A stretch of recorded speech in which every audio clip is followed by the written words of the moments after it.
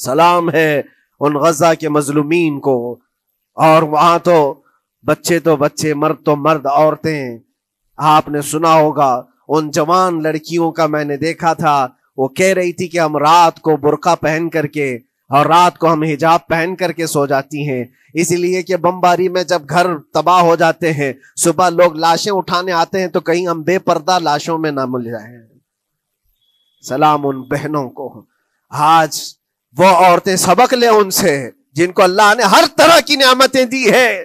غزہ فلسطین کی عظیم فتح پر مفتی سلیمان کا بیان آیا ہے جسے ہم اطمینان سے سننے والے ہیں. آج ہمیں فلسطین کا نام سن کر رونے کی ضرورت نہیں ہے، لیکن پھر بھی فلسطین کا نام سن کر آنکھوں میں آنسو آ گئے، کیونکہ قبلہ اول نے جو قربانیاں دی ہیں ہم سوچ بھی نہیں سکتے.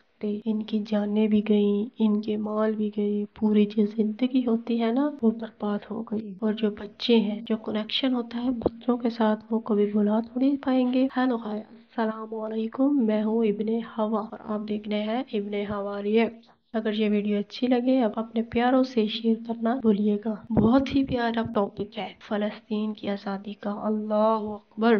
یہ تقریر شروع کرتے ہیں اور دعا کرتے ہیں کہ فلسطین ایسے ہی ہمیشہ خوش رہے اور اسرائیل جیسے کوئی ان پر ظلم و ستم نہ کر سکے. آمین سم آمین. اور آپ بھی کمنٹ میں لکھیں سم آمین. برادران ملت اسلامی، السلام علیکم ورحمۃ اللہ وبرکاتہ. الحمد للہ وکفا وسلام علی حبیبہ المصطفیٰ، اما بعد فاعوذ باللہ من الشیطان الرجیم، بسم اللہ الرحمن الرحیم. ان ینصرکم اللہ فلا غالب لکم وان یخذلکم فمن ذا الذی ینصرکم من بعدہ وعلی اللہ فلیتوکل المؤمنون. صدق اللہ مولانا العظیم. بارگاہ رسالت معاب صلی اللہ علیہ وسلم میں درود پاک کا ہدیہ پیش کریں. اللہم صلی علی سیدنا و مولانا محمد معدن الجود والکرم وآلہ واصحابہ الکرام وابنہ الکریم وبارک وسلم صلاة دائمة سرمدا ابدا. اللہ عز و جل قرآن عظیم میں فرماتا ہے اگر اللہ تمہاری مدد کرے تو کوئی دوسرا غالب آ ہی نہیں سکتا. ان ینصرکم اللہ فلا غالب لکم، تم پر کوئی غلبہ حاصل نہیں کر سکتا اگر اللہ تمہاری مدد کرے. وَإِن يَخْذُلْكُمْ فَمَنْ ذَا الَّذِي يَنْصُرُكُمْ مِنْ بَعْدِهِ، اور آگے اللہ فرماتا ہے اور اگر اللہ تمہیں چھوڑ دے یا گرا دے تو کون ہے اس کے بعد جو تمہاری مدد کرے؟ کوئی ہے جو اللہ کے علاوہ تمہاری مدد کر سکتا ہے؟ جب نہیں ہے تو پھر آگے ہونا کیا چاہیے؟ وَعَلَى اللَّهِ فَلْيَتَوَكَّلِ الْمُؤْمِنُونَ، تو مومنوں کو چاہیے کہ وہ صرف اللہ پر بھروسہ کر کے رہیں. فتح، نصرت، مدد، یہ سب جو چیزیں ہیں بہت سارے لوگوں کے ذہن و دماغ میں ایسے ہے کہ فوراً آ جانا چاہیے. کوئی بھی فتح ہو، کوئی بھی مدد ہو، بغیر تمہارے اسٹرگل کیے ہوئے، بغیر مصیبت اٹھائے ہوئے نہیں ملے گی. اگر فتح و نصرت یوں ہی آپ کو روزانہ ملنے لگ جائے تو کیا رسول پاک صلی اللہ تعالی علیہ وسلم مدینہ طیبہ میں بیٹھ کر دعا کرتے تو ساری چیزیں فتح یاب نہیں ہو جاتی؟ آپ صلی اللہ تعالی علیہ وسلم کو بدر میں جانے کی ضرورت کیا پیش آتی؟ احد میں اپنے 70 جوان صحابہ کی شہادت پیش کرنے کی ضرورت کیا پیش آتی؟ اور اسی طرح سے خیبر ہو کہ حنین ہو کہ طائف ہو، کتنی جنگیں ہیں جس میں اپنی جان کی بازی لگائی صحابہ نے. سب سے بڑا معرکہ تو کربلا کا دیکھیں آپ، جہاں پورا کا پورا خاندان شہید ہو گیا ہے. تو فتح و نصرت بغیر قربانی کے اور بغیر تکلیف کے ایسی ہی آ جائے؟ آج کے زمانے میں ہم سوچ کر کے بیٹھے، ایسا نہیں ہوتا. اسلام زندہ ہوتا ہے ہر کربلا کے باہر، اور اللہ کی مدد آتی ہے، یہ بھی نہیں ہے کہ نہیں آئے گی. کچھ لوگ مایوس ہوتے ہیں، کچھ لوگ نروس ہو جاتے ہیں اور بھاگنے پر مجبور ہوتے ہیں. یہ امتحانات کی گھڑی ہوتی ہے. ایک حدیث پاک میں آپ کو بتاتا ہوں. اللہ کے نبی صلی اللہ تعالی علیہ وسلم ارشاد فرماتے ہیں کہ آخر زمانے میں ایک ایسی عظیم جنگ ہوگی ایمان والوں کی اور رومیوں کے درمیان. کفار و مشرکین ہیں اور مسلمین ہیں. اس کو ملحمۃ الکبریٰ کہا گیا ہے، قیامت سے قریب ہونے والی یہ سب سے بڑی جنگ ہے۔ اسی سے آپ اندازہ لگائیں، اللہ کے حبیب صلی اللہ علیہ وسلم ارشاد فرماتے ہیں کہ اس میں کفار و مشرکین 80 جھنڈوں کے نیچے آئیں گے، اور ہر جھنڈے کے نیچے 12,000 کی فوج ہوگی، جو تقریباً حساب کرنے پر 9,60,000 کی فوج بن جاتی ہے۔ اگر وہ مومنین سے مقابلہ کرنے کے لیے اتنی بڑی فوج ایک جگہ جمع ہوتی ہے تو پھر اس جنگ کا اندازہ کریں کتنی بڑی۔ اس کو الملحمۃ الکبریٰ کہا گیا ہے اس لیے کہ اس میں گوشت کے چھیتڑے اڑیں گے۔ ملحمہ جو کہا گیا ہے عربی میں کہ گوشت کے ٹکڑے ٹکڑے دیکھے جائیں گے، اس قدر اس میں جانیں جائیں گی۔ اس جنگ کے متعلق جو اللہ کے حبیب صلی اللہ علیہ وسلم نے پیشین گوئی کی ہے، جو پہلے سے خبر دی ہے، وہ کیا ہے؟ فرمایا کہ پہلا دن جب ہوگا مقابلہ کا تو اس میں مسلمانوں کی جماعت میں تعداد کتنی ہوگی یہ تو نہیں بتایا گیا، کفار و مشرکین کے تو بتایا کہ 80 جھنڈوں کے نیچے آئیں گے، لیکن مسلمان اور مومنین جو لڑ رہے ہیں ان کی تعداد کا کوئی علم نہیں ہے ہمیں، لیکن یہ پتا ہے کہ ان میں سے 1/3 ایک پوری جماعت کا 1/3 حصہ میدان چھوڑ کر بھاگ جائے گا۔ جنگ میں سے وہ میدان چھوڑ کر بھاگ جائیں گے جب اتنی شدت کی چیز ہو رہی ہو، مصیبت آ گئی ہے، تکلیف آ گئی ہے، 1/3 میدان چھوڑ کر بھاگ جائیں گے۔ اور ان پر کیا فرمایا حضور پاک صلی اللہ علیہ وسلم؟ فرماتے ہیں وہ دنیا کے روئے زمین کے بدترین لوگ ہوں گے، ان کی توبہ بھی قبول نہیں ہوگی، وہ سب سے بدترین لوگ ہوں گے، پیٹھ دکھا کر جو نکل چکے ہیں۔ دوسرا مرحلہ آئے گا، دوسرا پڑاؤ، یہ ایک بہت سخت سٹرگل کرنے والا میدان ہے، مصیبت اٹھا رہے ہیں، مشقت اٹھا رہے ہیں۔ دوسرا دن ایسا ہوگا کہ مومنین کی جماعت کا 1/3 1/3 حصہ شہید ہو جائے، قتل ہو جائیں گے۔ سوچو یہ بہت بڑی بات ہے۔ یہ دونوں چیزوں پر میں آج آپ سے گفتگو کرنا چاہتا ہوں۔ 1/3 حصہ میدان چھوڑ کر بھاگ جا رہا ہے اور 1/3 حصہ قتل ہو گیا، شہید ہو گئے۔ بچے کتنے ہیں؟ 1/3۔ لاسٹ میں 1/3 حصہ بچا ہے، یعنی ایک میں اگر 3 پارٹ کریں تو 2 پارٹ تو ختم ہو گئے، 1 پارٹ بچا ہے۔ اور اللہ کے نبی صلی اللہ علیہ وسلم فرماتے ہیں اللہ رب العزت اس آخری 1/3 حصے کو فتح مبین عطا فرمائے گا۔ فتح تو ہے ان کی، فتح ہوگی ان کی، لیکن جو حصہ بچا ہوگا وہ آخر کا 1/3 حصہ ہوگا۔ اب اس پر مجھے عرض یہ کرنا ہے، مومنوں کو اگر فتح دیکھنا ہے، اللہ کی نصرت اور مدد دیکھنی ہے، تو یہ 2 چیزیں تو برداشت کرنی پڑیں گی۔ کون سی؟ پہلی چیز اپنوں کا چھوڑ کر بھاگ جانا، اور دوسرا اپنوں کا اپنے سامنے مر جانا۔ یہ دونوں چیزیں ہمیں دیکھنا پڑے گا۔ بہت سارے ایسے ہوں گے جو چھوڑ کر جا چکے ہوں گے، دامن چھڑا رہے ہوں گے، بھاگ چکے ہوں گے، اور کچھ وہ ہوں گے جو لڑتے لڑتے اپنی جان دے چکے ہوں گے۔ یہ دونوں بھی بہت سخت مسئلے ہیں میرے عزیزوں، انسان کو یہ پگھلا دیتی ہیں چیزیں۔ اگر آپ کو ایسا لگے کہ میرے اپنے جاننے والے لوگوں میں سے کچھ لوگ مجھے چھوڑ کر بھاگ جا رہے ہیں، تو یہی انسان ٹوٹ جاتا ہے، اس کے دل کی کیفیت بدلنے لگ جاتی ہے، وہ پھر مایوسی کا شکار ہونے لگتا ہے۔ میری جماعت میں 100 لوگ تھے، 90 تو بھاگ رہے ہیں، 10 کیا کریں گے؟ اس کا اندر سے جو عزم تھا، حوصلہ تھا، وہ ڈاواں ڈول ہونے لگ جاتا ہے۔ اپنوں کا چھوڑنا یہ بہت بڑی آزمائش ہوتی ہے، وہ کسی بھی میدان میں آپ دیکھ لیں، کسی بھی میدان میں اپنے لوگ اگر چھوڑ دیتے ہیں تو یہ اس کے لیے آزمائش ہے بہت بڑی۔ اور دوسری آزمائش تو یہ ہے، بچے آدھے تھے، اس میں سے تو آدھے انتقال کر گئے۔ کبھی میرا عزیز دوست، کبھی میرا عزیز مشورہ دینے والا مشیر، کبھی بہت زیادہ مجھے سپورٹ کرنے والا، ایسے لوگ جب انتقال کرنے لگ جائیں تب پھر آدمی پھر ٹوٹ جاتا ہے۔ کچھ تو بھاگ گئے اور کچھ تو قتل ہو گئے، میں کیا کروں گا؟ میرے عزیزوں، جو اخیر میں بچنے والے لوگ جو ہوتے ہیں نا، وہ معمولی نہیں ہیں، وہ اللہ کی ذات پر سب سے زیادہ توکل کرنے والے لوگ ہیں، ان کو کوئی چیز ہٹا نہیں سکتی۔ اپنوں کی بے وفائی بھی ان کے قدموں میں لرزہ نہیں لاتی، اور اپنوں کا انتقال ہو جانا بھی ان کے حوصلوں کو نہیں توڑتا۔ تبھی جا کر کے اللہ تعالیٰ انہیں فتح مبین عطا فرماتا ہے. اور یہ چیز ملحمت الکبریٰ میں دیکھی جانے والی تھی جو قیامت کے قریب ہونے والی جنگ ہے. لیکن میرے عزیزو، آج ہم نے اپنی آنکھوں سے یہ مشاہدہ کیا ہے غزہ کی سرزمین پر، فلسطین میں 15 مہینے کے بعد آج صہیونی حکومتیں اور یہودی غاصب حکومتیں صلح کرنے پر اور ایگریمنٹ کرنے پر مجبور ہو گئی. دنیا ان کے منہ پر تھوک رہی ہے. تم 50,000 سے زیادہ لوگوں کو قتل کر کے صرف 200 لوگوں کو چھڑانے کے لیے آج بھی فتح کا جشن منا نہیں پا رہے ہو، بلکہ پھر جھک کر کے ان کے ساتھ معاہدہ ایگریمنٹ کرنے پر مجبور ہو. یہ فتح ان بچوں کی نہیں ہے تو اور کیا ہے، ان مظلوموں کی نہیں ہے تو اور کیا ہے، جن کے پاس کھانے کو روٹی نہیں ہے اور پہننے کو کپڑے تک نہیں رہ گئے، ان کے علاج معالجے کے لیے دوائیاں نہیں رہ گئی، لیکن عزم اور حوصلہ ایسا ہے کہ اللہ ابھی ہمارے ساتھ.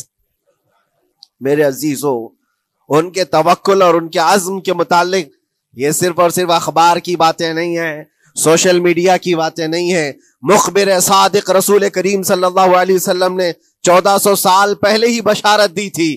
اللہ کے نبی صلی اللہ علیہ وسلم فرماتے ہیں کہ دمشق کے ابواب یا پھر بیت المقدس کے آس پاس رہنے والوں میں ایک جماعت ہمیشہ قیامت تک ایسی رہے گی جو حق کے لیے لڑتی رہے گی.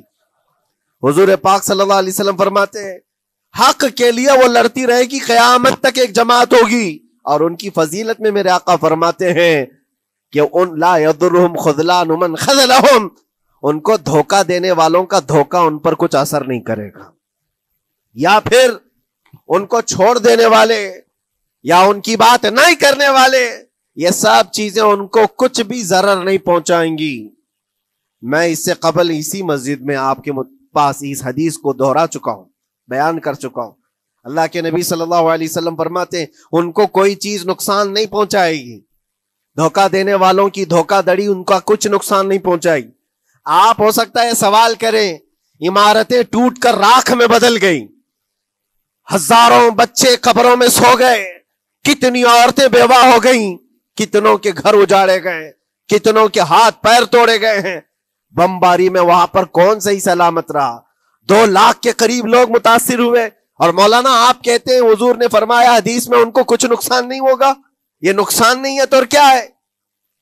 ہو سکتا ہے آپ کے ذہن میں یہ سوال گردش کر رہا ہو، آپ بار بار یہ سوچ رہے ہوں گے اللہ کے نبی نے فرمایا ان کو کوئی چیز نقصان نہیں دے گی، دھوکہ دینے والوں کی دھوکہ دڑی سے ان کا کچھ بگڑے گا نہیں. اتنا تو بگڑ چکا، پورا راکھ میں بدل گئے، علاج کرانے کے لیے دوائی تک نہیں ہے، تو پھر کیا؟ اللہ کے نبی نے کیا فرمایا کہ ان کو نقصان نہیں پہنچے گا، ان کو ضرر نہیں ہوگا. پھر یہ ساری تکلیفیں اور یہ ضرر کیا ہے؟ میں بتاتا ہوں میرے عزیزو، جسم کا نقصان، جان کا نقصان، مال کا نقصان، جائیداد کا نقصان، یہ اللہ کے نبی نے نہیں فرمایا. یہ نقصانات مومن کے لیے کوئی معنی نہیں رکھتے. اگر ایمان سلامت ہے تو پوری کائنات سلامت ہے، اور یہ اللہ تبارک و تعالیٰ نے آج تک ان کے ساتھ رکھا ہے. ان کا ایمان محفوظ ہے، ایمان موجود ہے، جس کی وجہ سے یہ سارے نقصانات کچھ معنی نہیں رکھتے. اس لیے کہ یہ تکلیفیں، یہ جو ساری مصیبتیں آئی ہیں، اس پر تو اللہ تعالیٰ نے اجر عظیم کا وعدہ فرمایا ہے، اجر عظیم کا وعدہ فرمایا ہے. ہاں اگر ایمان ہی چلا جاتا تو پھر کون سی جنت ملتی، کون سی خوشبو جنت پاتے؟ کچھ نہیں ہوتا. ایمان سلامت ہے، جس کی وجہ سے انہیں دنیا میں بھی اللہ سرخروئی عطا فرمائے گا. ایک بھی جگہ سے کہیں ان نہتے مسلمانوں کو جو غریب مظلوم ہیں اور ٹوٹے پوٹے ہاتھوں اور ٹکڑے پہنے ہوئے بچے ہیں، ان کو کوئی یہ نہیں کہتا کہ یہ ظالموں کے لوگ ہیں، بلکہ ہر کوئی یہ کہتا ہے ایک ظالم کے خلاف جس کے پاس دنیا کے سارے آئٹم پاور ہیں، لیکن یہ نہتے بچے کھڑے ہیں، دعائیں بھی ان کے ساتھ ہیں اور رحمت الہی بھی ان کے ساتھ ہے. سلام ہے ان غزہ کے مظلومین کو. اور وہاں تو بچے، مرد تو مرد، عورتیں. آپ نے سنا ہوگا ان جوان لڑکیوں کا، میں نے دیکھا تھا، وہ کہہ رہی تھی کہ ہم رات کو برقع پہن کر کے اور رات کو ہم حجاب پہن کر کے سو جاتی ہیں، اس لیے کہ بمباری میں جب گھر تباہ ہو جاتے ہیں، صبح لوگ لاشیں اٹھانے آتے ہیں تو کہیں ہم بے پردہ لاشوں میں نہ مل جائیں. سلام ان بہنوں کو. آج وہ عورتیں سبق لیں ان سے جن کو اللہ نے ہر طرح کی نعمتیں دی ہے. تمہارے گھر میں جائیداد بے پناہ ہے، مال و دولت بے پناہ ہے، کپڑے روز بدلنے کے لیے تمہارے پاس ہیں، سب رکھ کر کے تم عورتوں کو آج ہم بازاروں میں جو بے پردہ دیکھتے ہیں، یہ شادی محلات میں ہر جگہ جو عورتوں کی بے حیائی اور بے پردگی دیکھ کر پھر میں سوچتا ہوں سلام ان بہنوں کو جو موت کی رات بھی حجاب ہٹانا نہیں چاہتی، اس لیے کہ دنیا سے جائیں تو اللہ کی بارگاہ میں حجاب کے ساتھ جائیں۔ یہ ایمان ہو تو پھر اللہ تبارک و تعالیٰ کی مدد بھی آتی ہے، نصرت الہی آتی ہے۔ مجھے بتاؤ میرے عزیزو، 50,000 کا خون کر دینے والا وہ ظالم اور غاصب اسرائیل، وہ اپنے 200 قیدیوں کو چھڑا کیوں نہیں سکا؟ وہ حاصل کیوں نہیں کر سکا 200 لوگوں کو؟ بلکہ ان میں سے 5 لوگوں کو کیوں نہیں حاصل کر سکا؟ 50,000 کو قتل کر ڈالا، اور وہ بھی سیویلینز کو، شہریوں کو، جن سے تمہارا مقابلہ ہے، ان کی موت کی تو کوئی خبر ہی نہیں آتی۔ جو تم سے برسر پیکار ہیں، جو لڑ رہے ہیں، ان کے موت کی خبر نہیں آتی۔ بچوں کی موت، عورتوں کی موت، ہاسپٹل میں موت، یہ سارا جو ناچ دیکھا گیا ہے 15 مہینے سے ہم دیکھتے آئے۔ لیکن افسوس اس بات کا ہے میرے عزیزو، اللہ کا عذاب ان ظالم بادشاہوں پر بھی آئے گا جو ان کی موتوں پر دیکھ کر تماشے کر رہے ہیں۔ وہ اپنی عیاشیوں میں مصروف ہیں، وہ اپنے عیش قدوں میں شراب نوشی اور کباب خوری پر مصروف ہیں، اور ان بچوں کی تڑپتی ہوئی لاشوں پر وہ اپنی کرسیاں سجائے بیٹھے ہیں۔ وہ عرب کے ظالم بادشاہ کہاں ہیں جن کے گھروں میں سونے کے ٹوائلٹ بنائے گئے ہوں، جو سونے کی کرسی پر بیٹھ کر کے حکومت اور تخت بچھاتے ہوں؟ میرے عزیزو، ان کی بھی پکڑ آنے والی ہے، آپ انتظار کرو، کیونکہ اللہ تعالیٰ قرآن میں فرماتا ہے وَسَيَعْلَمُ الَّذِينَ ظَلَمُوا أَيَّ مُنْقَلَبٍ يَنْقَلِبُونَ، ان قریب ظلم کرنے والے یہ پہچان لیں گے کہ اللہ ان کو کس پلٹی میں گرائے گا، وہ کس پلٹی میں، کس کھائی میں جا کر کے گریں گے۔ اندازہ کرو، ظالم صرف وہی نہیں ہے جو بمباری کرتا ہے اور قتل عام کرتا ہے، ظالم وہ بھی ہے جو تماشائی بن کر کے لوگوں کا سپورٹ کرتا ہے، ان لوگوں کو سراہتا ہے جو ظلم کر رہے ہیں۔ افسوس کا مقام ہے، وہ چیختے رہ گئے، چلاتے رہ گئے ہیں، اور پھر اخیر میں وہ بچوں نے پکار کر کے یہ بھی کہا ہمیں کسی جگہ سے مدد کی امید نہیں ہے، نہ ہمارے پڑوسی ملک سے، نہ کسی بہت بڑے مسلم بادشاہ سے، ہمیں امید ہے فتح کی اور مدد کی تو پروردگار عالم سے ہے۔ اور یقیناً مومنوں کے لیے اللہ نے یہی فرمایا وَعَلَى اللَّهِ فَلْيَتَوَكَّلِ الْمُؤْمِنُونَ، اور مومنوں کو چاہیے کہ صرف اللہ ہی پر بھروسہ کریں۔ میں نے دیکھا ہے میرے عزیزو، یہ دنیا صرف اور صرف لالی پاپ پکڑا سکتی ہے تمہیں، ان کے ہاں مدد کی کوئی گنجائش نہیں ہے، یہ ہمارے ساتھ کھیلتے ہیں، ان کے دلوں کے اندر سے رحم غائب ہے۔ یہ بچوں کی تڑپتی ہوئی لاشوں کو دیکھ کر کوئی آواز تک نہیں اٹھاتا، جو آواز اٹھانے والا اس کو کیس کر کے بند کر ڈالیں گے۔ جو بھی اگر مظلوموں کے لیے آواز اٹھائے، ان کا پرچم لہرائے، تو کتنے تو یہاں پر FIR ہو گئے، بند کر دیے گئے۔ کیوں؟ مظلوموں کے لیے آواز اٹھانا کیا یہ ہمارا رائٹ نہیں ہے، ہمارا حق نہیں ہے؟ تم ظالموں کے لیے علل اعلان بات کر سکتے ہو، ہم مظلوموں کی بات بھی نہیں کر سکتے؟ کیسی بات ہے میرے عزیزو، ہم جس دنیا میں جی رہے، اسی لیے میں آپ سے کہتا ہوں اٹھو وہ گھر نہ حشر نہ ہوگا پھر کبھی، دوڑو کہ زمانہ چھال اپنی چل گیا، قوت عشق سے ہر پست کو بالا کر دو، دہر میں نام محمد سے اجالا کر دو۔ تمہارے پاس طاقت و قوت نام کی کوئی چیز ہے تو وہ ایمانی طاقت ہے، باقی کوئی چیز، کوئی طاقت و قوت تمہاری مدد نہیں کرے گی۔ وہ قوت ایمانی ہے جو بدر میں صحابہ کے ساتھ تھی، وہ قوت ایمانی ہے جو احد میں بھی صحابہ کے ساتھ تھی، وہ ایمانی طاقت و قوت کا جوش ہی ہے جو 4000 ہوتے تو 40,000 پہ بھاری ہوا کرتے تھے، وہ ایمانی طاقت و قوت ہی ہے جس پہ اللہ کی مدد اور نصرت آتی ہے۔ آج مومنو، آپ سب سے زیادہ اللہ پر توکل کرو، اللہ پر بھروسہ کرو۔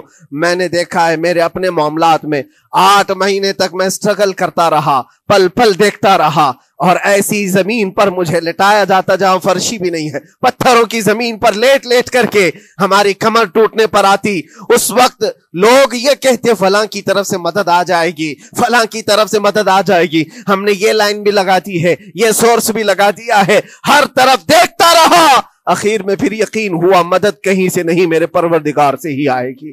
اللہ ہی مدد کرتا ہے مومنوں کی، بس یہ ہے کہ صبر ضروری ہے اور تھوڑی مصیبت اٹھانا ضروری ہے، اس لیے کہ مزاج ہے اسلام کا، اسلام زندہ ہوتا ہے ہر کربلا کے بعد۔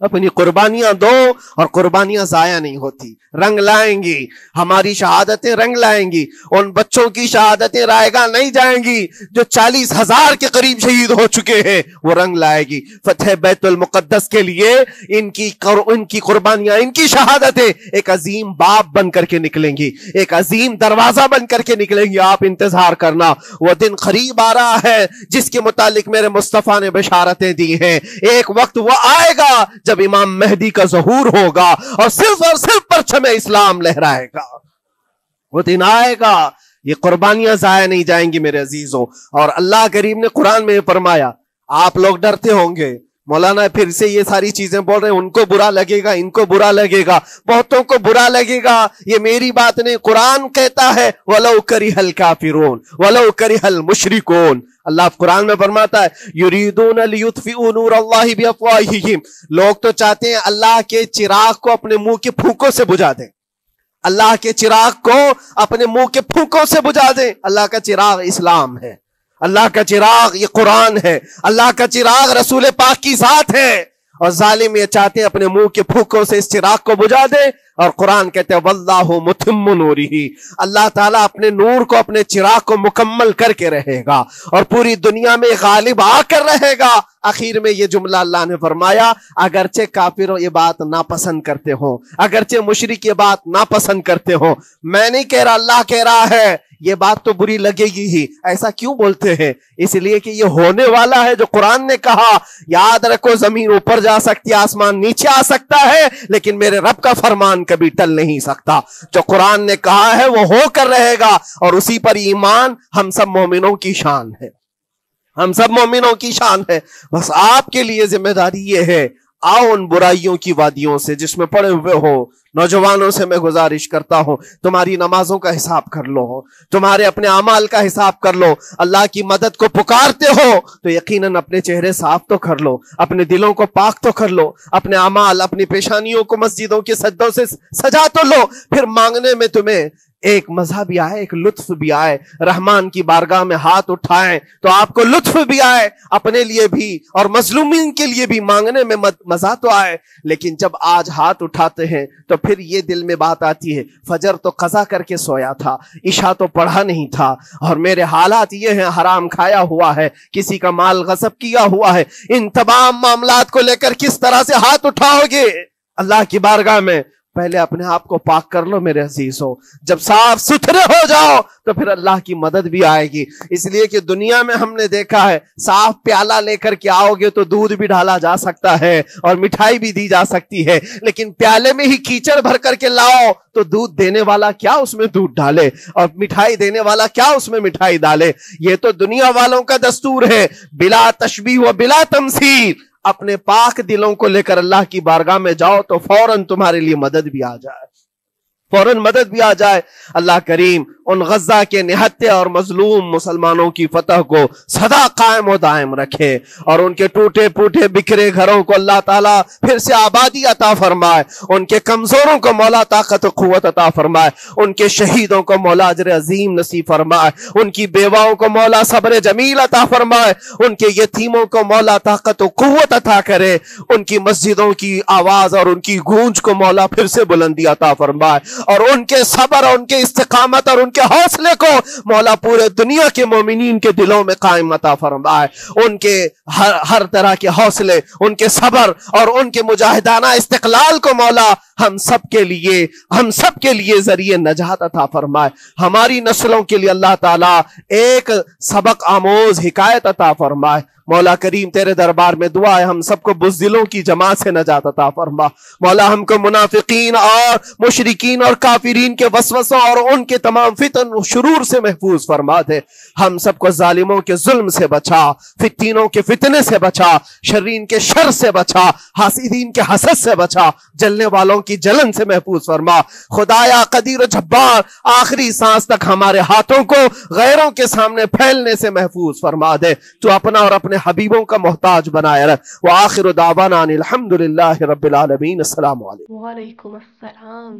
جزاک اللہ. اتنی بہترین باتیں کی ہے مولانا صاحب نے، حق کی باتیں، سچ کی باتیں. ایسے کبھی بھی ایسا نہیں ہو سکتا کہ ہزاروں فلسطین چلے جائیں اور ان کی قربانیوں کی ویلیو کبھی ختم نہیں ہوگی. اور مولانا کی یہ بات سن کر آخرت کا خیال آتا ہے کہ اپنی آخرت کی تیاری کر لی جائے. دنیا تو فنا ہو جانی ہے، ہم نے بھی چلے جانا ہے. یہ زندگی شروع سے چلتی آ رہی ہے اور ایسے ہی چلتی جائے گی. ہمارے جو دوست ہیں، بڑے ہیں، انہیں ہمارے نہ ہونے سے بہت فرق پڑتا ہے، لیکن at the end of the day ہمیں بھی اس دنیا سے چلے جانا ہے. اس لیے ہمیں اس دنیا سے زیادہ آخرت کی فکر کرنی چاہیے، اور آخرت ہماری درست ہوتی ہے صرف نیک اعمال سے. اس لیے ہمیں اعمال کی تیاری کرنی. شکر ہم اللہ کا ادا کرتے ہیں کہ فلسطین پر ظلم نہیں ہوگا. آخر میں ہم یہ دعا کرتے ہیں کہ خدا ہمیں نیک اعمال کرنے کی توفیق عطا فرمائے. آمین ثم آمین. خیال رکھیے گا اپنے گھر والوں کا. دعا ہے ابھی بھی فلسطینیوں کے لیے کہ انہوں نے بہت قربانیاں دی ہیں. شب بخیر. اللہ حافظ.